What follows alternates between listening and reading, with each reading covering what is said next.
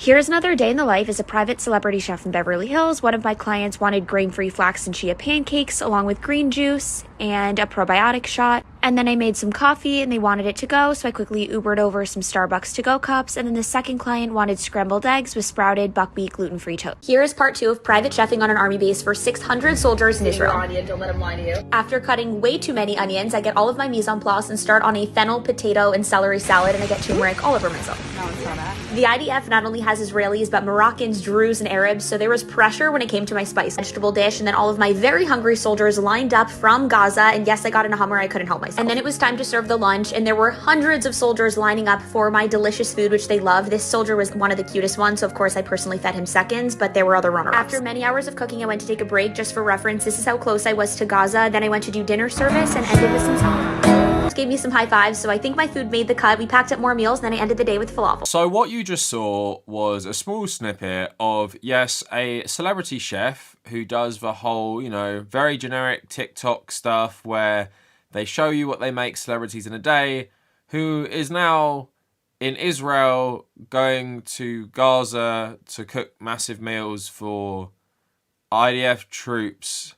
on active duty. Like, if you seriously didn't think that hosting podcasts in the ruins of Gaza with IDF soldiers or posting thirst traps from there, which people involved in the IDF have done, now you have just these very wholesome cooking influencers going over there and cooking meals for the most immoral, evil army on earth to help fuel their crimes against humanity. And here's the really radicalizing thing. This person will suffer no consequences from having done this. They won't stop being a celebrity chef. They won't stop being an influencer. It doesn't matter. It seriously doesn't matter to this person's career. That's why they felt so comfortable going over and doing this, because these people know there aren't any repercussions to any of this stuff. I talked in a video a couple of weeks ago about how Israel is allowed to exist in the way it does because it's essentially a proxy of the Western governments in the Middle East, right? Especially the United States. So it's in the interest of US capital to have Israel exist in the way it does. Plenty of people in America are dual American Israeli citizens as well. Lots of business dealings going on between them.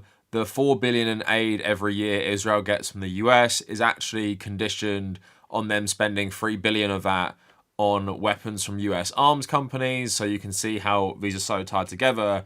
And in that understanding of just the global capitalist system, it's no wonder that you can do all these business dealings with Israel. You can go there and act like helping their military is the most normal thing ever, because in the realms of things like business opportunities, it's not really going to hamper anything in the West. And also this stuff isn't controversial, where if a Palestinian American went to, Gaza and started cooking meals for insurgent fighters, what do you think would happen to them? Do you think they'd even make it out alive? And if they did somehow make it out, would they not be arrested almost immediately upon returning to America or something? Of course they would. And would their whole life be ruined forever? Yes.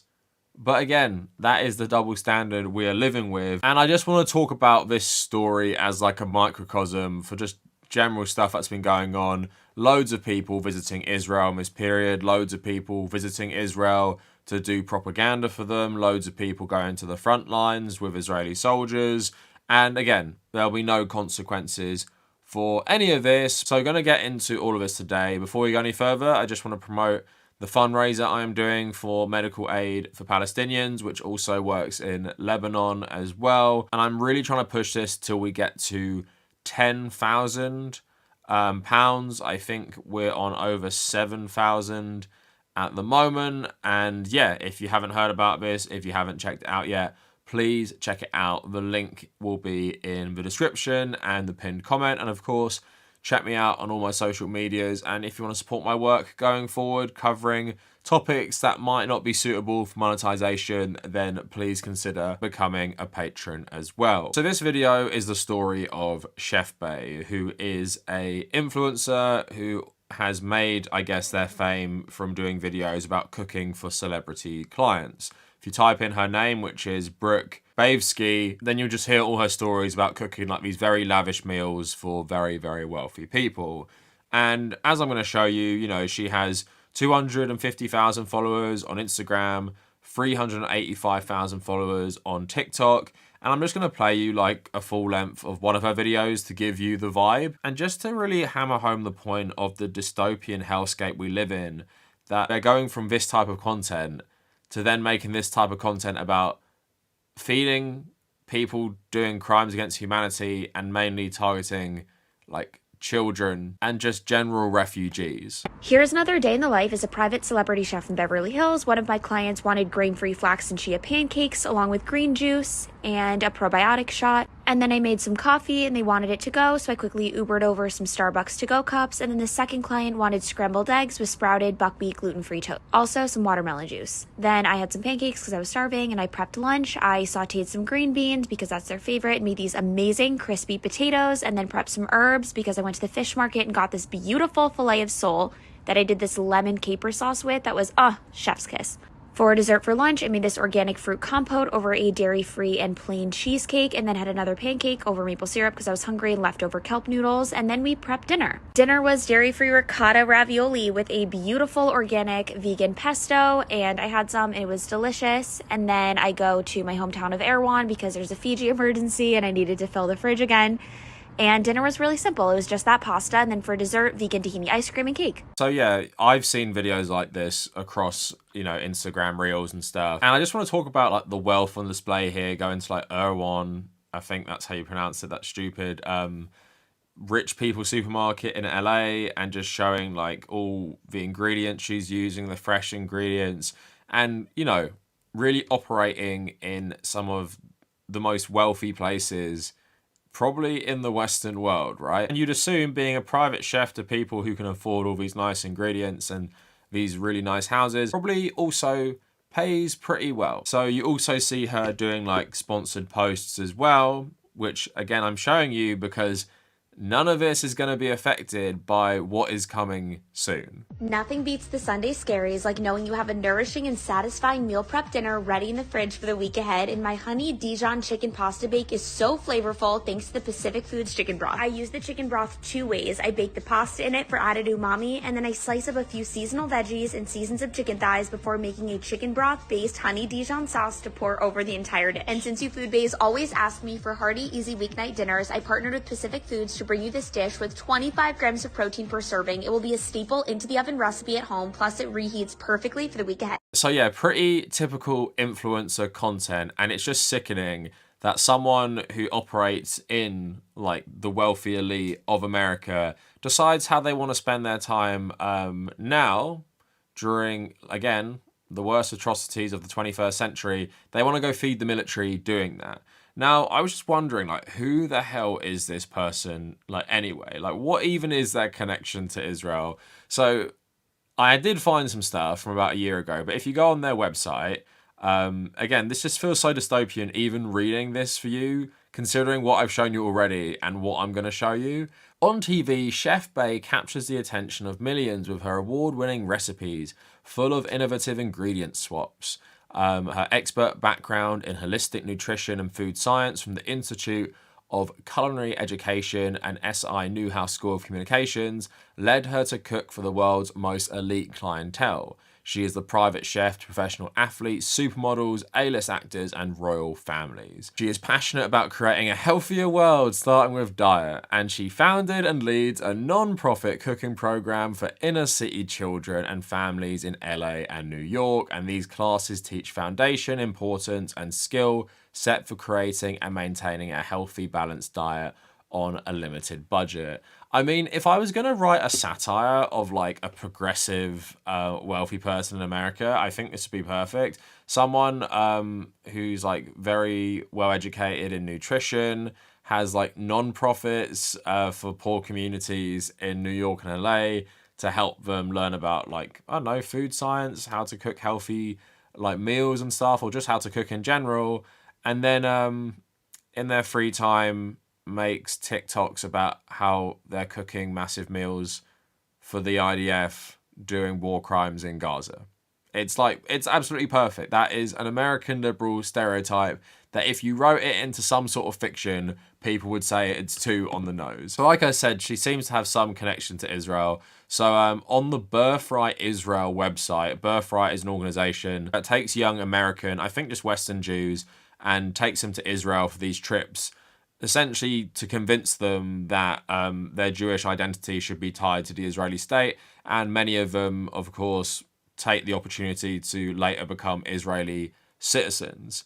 This is something that Ethan Klein went on, if we're going to link it to something I've spoke about recently. So they have an alumni spotlight and they talk about her. So we had the pleasure of speaking to Chef Bae, Massachusetts native and LA import. Chef Bae is a 2018 Taglit Birthright Israel alum who has taken the culinary world by storm. Her Jewish roots impacted her career from day one. Growing up in a kosher home, Israeli and traditionally Jewish cuisine play a big part in her dishes. When she embarked on her Birthright trip in May 2018, it felt like a homecoming. Her friends, family, and fellow community members had all been on Birthright Israel trips, and finally it was her turn. She says, "It was very much instilled in me, and there's something so special about the Jewish community." She said it was such an amazing trip and loved connecting with fellow Jewish people. "I love the morals and the values of the Jewish culture and learning from Jews all over the world. Whenever I'm in New York, we always get dinner with people who she went with. They're some of my closest friends that I met on the Birthright trip. Israel is amazing. The food innovation and technology that I learned about on my trip, explaining that they have everything from environmentally friendly irrigation systems to incredible farming technology. How they feed the entire population is outstanding," she went on. "I learned so much about food supply chain cooking for the planet and for the people that I'm taking that with me. Throughout my career, so much of my mantra as a chef is limiting the distance between farm and table. So how can we support our local businesses from proteins to produce very much?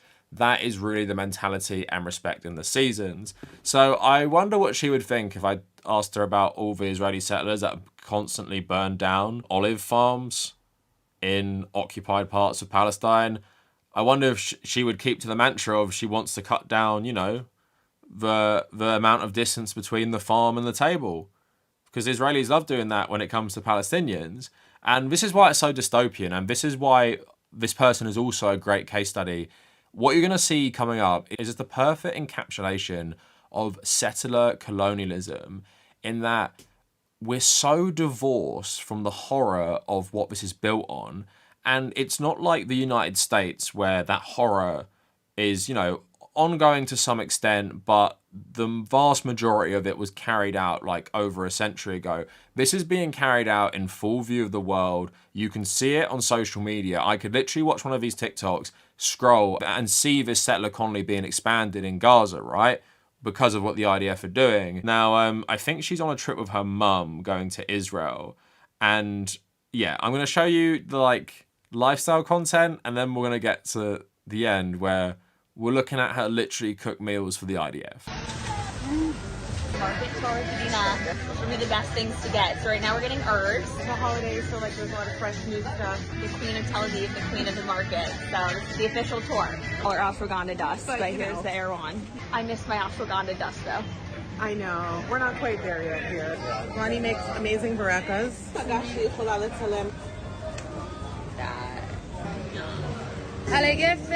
Be careful. Mira que sí es. Appetit. So good.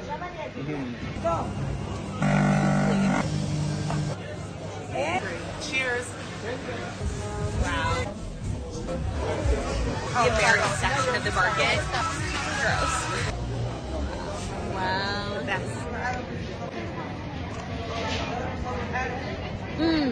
Right? Am I right or am I right? Good morning. I'm taking you along with me for a typical day in Tel Aviv, Israel. Let's go.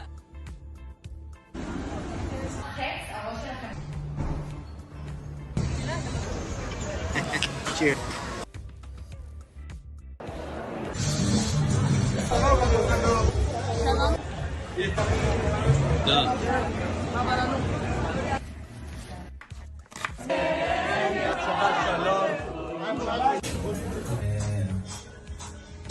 I have so many thoughts watching something like that. Just seeing this white American run around Tel Aviv with all her white friends, just like eating all this food, just acting like nothing is going on in that part of the world right now. But that is also to show you the difference between Gaza and Tel Aviv, because we always get this thing about like, oh my God, Israelis cannot live a normal life. They're so under threat from the savage Palestinians. So scary. Compare her life in Tel Aviv right there to just any footage you're seeing coming out of Gaza or even the West Bank, and how absolutely brutalized these people are in comparison with these people.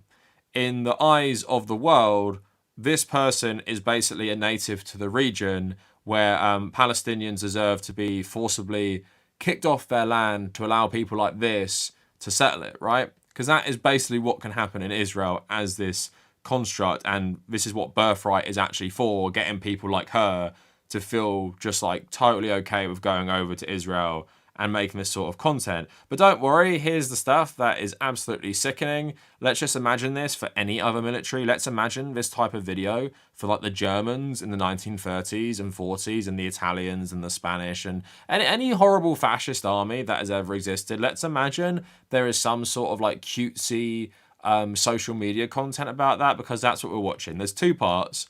I'm not sure I'll show you both of them back to back, but let's start watching them. Come with me to Private Chef for 600 soldiers on an army base in Israel. I woke up at the crack of dawn and was going to make an exception to my no coffee rule before I realized no coffee shops were open yet. And then I traveled 2 hours from Tel Aviv toward Gaza and pulled over to the one of many shelters covered in bullet holes from the attacks on October 7th. With a very heavy heart, I drive a few more minutes down to the kibbutz Shuvachim, which is where I'm going to be cooking for 600 soldiers. I say hi to a food bay. I get my coffee fix for the day because it is about to be a very long day. Then I meet Dror, who is one of the most exceptional humans I have ever met. He started this kitchen out of nothing on October 8th. He has volunteered his time every single day since. Every single thing you saw there was donations, and then it is time to get cooking. I get started on gluten-free schnitzel and prepare all of the veggies. And yes, my Hebrew and Arabic both needed some work. We call it bishbash.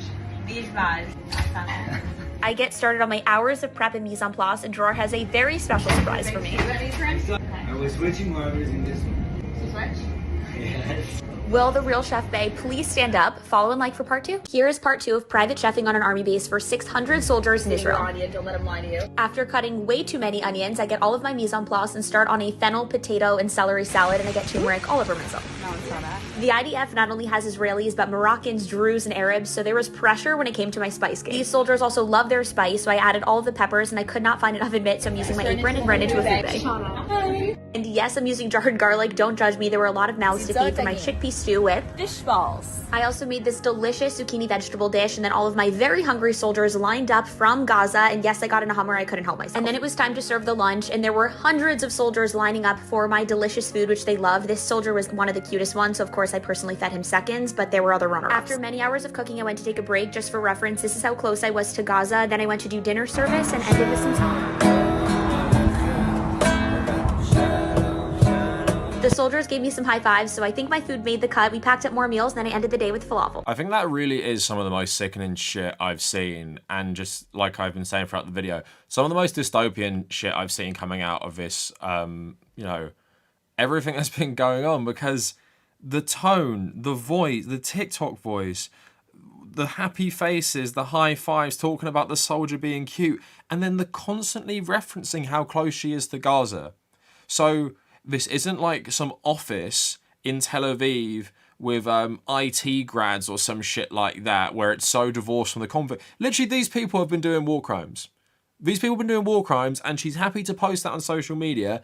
And like I said, nothing is going to be done. Also, I do love that she throws in, oh yeah, there are some like non-Jews in the IDF as well. Like very small portion, by the way, like talking about Moroccans and Druze and stuff, which I wouldn't be surprised if someone actually told her to throw that in there, because it is stuff you sometimes hear when they try and do the gotcha of, oh, how is Israel like a Jewish supremacist state if we have some like non-Jews in the IDF, like black Hebrew Israelites as well sometimes. And if there was any justice in the world, she would be arrested immediately after coming back to the US for aiding crimes against humanity. You're literally giving soldiers the fuel to just carry out the worst atrocities, right? But what's going to happen? She's going to come back. She's going to continue to have celebrity clients. She's going to continue to have this TikTok presence. She's going to continue to have a normal life. She's going to continue to have like a very affluent lifestyle, and she will probably never show any remorse for what she's done. Directly aiding crimes against humanity by feeding the soldiers who are doing it while you can see Gaza. Like, you can see it, it's there. These soldiers are coming from there, and you have no issues. Like, you don't just go do this in your spare time because you believe in it ideologically. You post it all over social media in this like fun, cutesy TikTok style. And again, as I've been saying, it just perfectly encapsulates the difference between the Palestinians and Israeli society. But these TikToks to me just perfectly encapsulate Israeli society and just settler colonialism as a whole. Like, the horror of what it takes to build this society is so like not affecting the people doing it. Like, they're so used to this that they don't even bat an eye when they're feeding the soldiers carrying out this terrible stuff. It's like maybe, you know, people back in the day in America feeding soldiers taking over native land for America, right? And of course, lots of people back then didn't see anything wrong with it, just like how she doesn't see anything wrong with it. And the reality is everything we're seeing coming out of Gaza, done by people like this, who are being fed by influencers like this, and there is no justice in this world. These people do this and they broadcast themselves doing it, and nothing's going to happen. Western governments support it. Our lovely Labour government supports everything that's going on. Kamala Harris and Donald Trump both support what's going on. Most powerful Western countries support it. And even Arab countries which have like massive populations against Israel, their elite are in bed with the US, so they don't actually want to do anything about this. So there are no consequences. We live in a world where there are no consequences for helping the worst crimes against humanity. And that's something people like me have known for a long, long time. I guess I just didn't want to live in an era where not only do people go and do this, they broadcast it on Instagram and TikTok and feel like that's okay. There's no shame. They're not even trying to hide it. They're just like, yeah, there's Gaza. Here's the soldiers committing crimes there. I'm just gonna feed them, and isn't it nice? He's cute, isn't he? The guy who just drove the bulldozer over someone's house, killing people inside. He's cute, isn't he? It's just like absolutely sickening. And at this point, like, what can you even say about this shit? Like, what can we even say? Because there's one thing I want to end it on is I started writing a book, and I'm not promoting this because it's going to take me years to finish it. But it was originally inspired by just, you know, Gaza, Israel, and kind of like prompted by what was happening in 2021, you know, Israel attacking Gaza. And of course, if you know me, it's a cyberpunk thing as well. It's set in the future. And what has been hard about writing that with that inspiration is everything that comes out is just so dystopian. It's like, I couldn't even write it that way because it would feel like it was too much. But it's not, and that's the sick reality we're living in. It's not too much. And it just keeps getting worse and worse. TikTok dances, thirst traps, podcasts, cooking influencers in Gaza on the Israeli side doing all this terrible stuff, and no one cares. Like, actually, like, no one cares, and there's going to be no accountability for it, and it's just going to be entered into the historical record, and maybe one day in like 60 years people will pretend like they didn't do this, and there'll just be like a few bitter people left, like people on the left around the world and people in like pro-Palestinian countries who will remember this, but the world will have just moved on and won't care anymore. So that's a bit of a sad note to end on, but let me know what you guys think down in the comments. And if you made it this far, thank you for watching.